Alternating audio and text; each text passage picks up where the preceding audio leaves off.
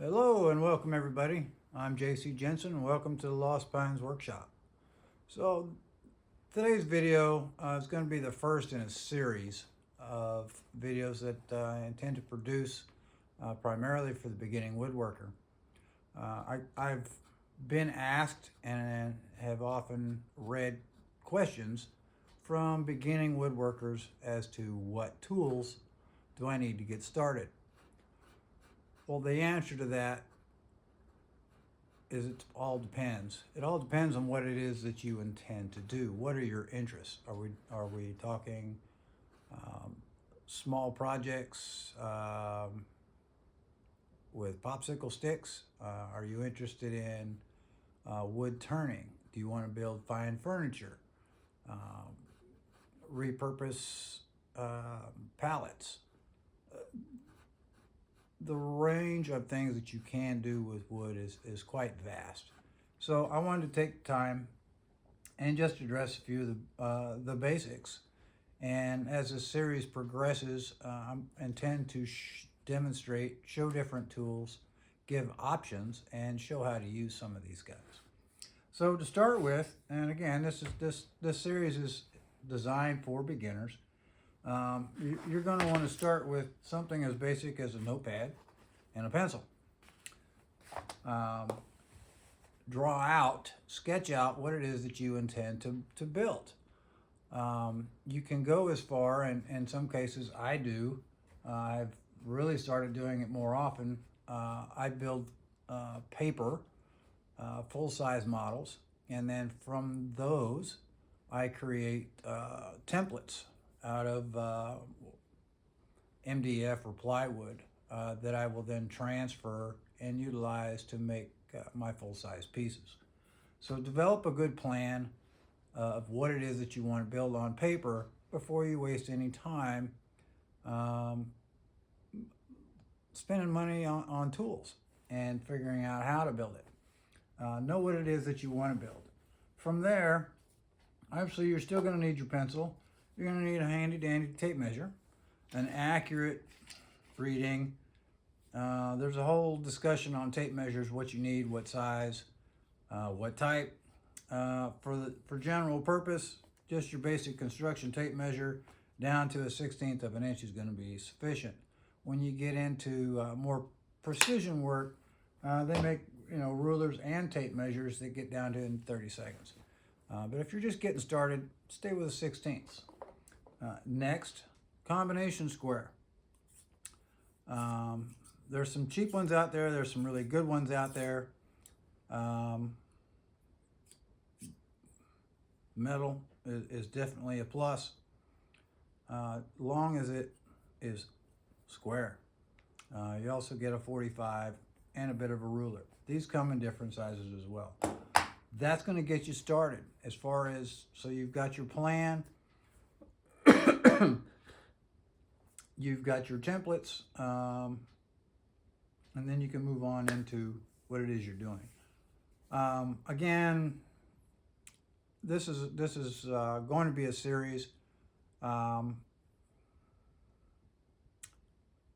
If sawdust is a problem, perhaps you want to stay with hand tools.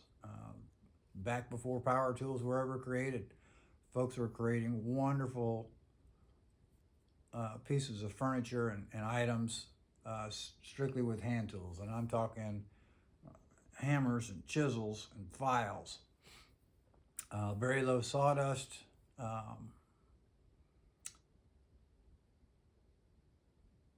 Can do a world of good with those. Even the hand saws and draw knives and hand planes and some of the videos I've already made or shorts, reels that I've done on Instagram. I am actually restoring some early 20th century hand planes that I'm using in my shop every day now. Moving on into power tools, that is a wide, giant category, and you can spend a little bit of money or you can spend a whole lot of money. It all depends on what your capabilities are, what your interests are, and the space that you have available, not to mention the size of your budget. If you're, gotten into it a little bit, you're ready to grow build larger projects. The number one tool that I found the most useful in a shop environment, keeping in mind that my first shop, and for several years, my only shop, has been a garage space. It's just been in the last few years that I've built and moved into this facility. But a table saw was my number one go-to, and still is. The versatility of a table saw, it's primarily designed to rip, cutting with the grain wood material, but you can cross cut with it. You can make tenons with it. It's pretty incredible what you can do with this machine. You just have to learn how to build the jigs, which will hold your wood in certain positions to allow you to cut it the way that you need it done. I started out, as far as table saws go, I started with a simple bench top style construction grade table saw. It will work, but you have to take the time and learn how to make jigs and setups for the saw so that it will cut the way that you want it to.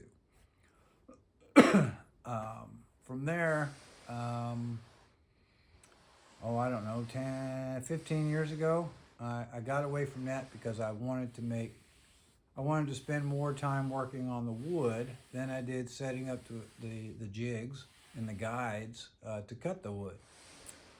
So I upgraded, and I bought a used Powermatic Model 66 for about $1,000. It was made back in the 50s. Brought it home. I had to totally rebuild that machine to include have a new worm gear made for it. Got that done and had it in the shop, and I used it for several years. I really liked it, but then I discovered that the motor, which on that one weighed a ton, caused the table itself to actually sag in the middle and created a dip in the same direction as the blade, but it was kind of causing me some problems. So as time went on and the budget allowed, I stepped up and bought this one that I have now, which is industrial grade saw, and it's very accurate. I spend very little time having to set up, make adjustments, or build specific jigs to utilize the saw because it's pretty much set up. I have a sled. We'll talk about sleds later on, and we'll talk about how to build a tenoning making jig. Different things we'll talk about as we go. Again, so this series is intended to be not only me just talking about it and demonstrating, but hopefully a discussion. So if you're new to woodworking and you have questions, please reach out. I'd love to talk with you. My advice is free, obviously. Any tools that I'm talking about, I'm not sponsored by anybody. I've purchased the machines and the tools that I know will work for me. What you choose and what you buy is ultimately up to you and what your wallet can afford. So stick with me. Several videos in this series to follow. I hope you enjoy it, and I hope to see you down the road. Thanks, and have a great day.